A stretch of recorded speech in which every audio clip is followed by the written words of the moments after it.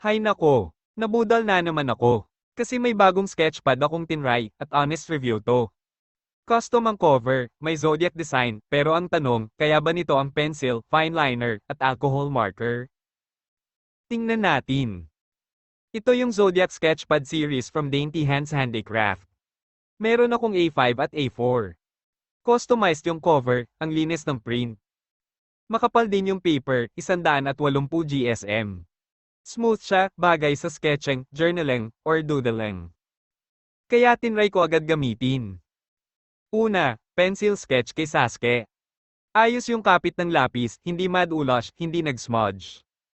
Next si Chibi Itachi, gamit ko fine liner pang ink, tapos colored pencils. Ang ganda ng blend, malinaw yung lines. Tapos si Chibi Obito gamit alcohol markers.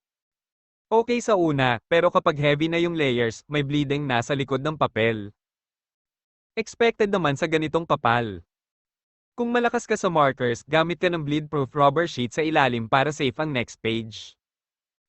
At eto pa ang nakaka-inspire.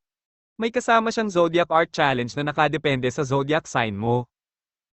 So kahit may art block ka, may guide o prompt ka na susundan na sakto sa personality mo. Kung naghahanap ka ng custom, presentable, at artist-friendly na sketchpad, check mo tong Zodiac Sketchpad series from Dainty Hands Handicraft. Solid local product, pangregalo o panggamit mo mismo.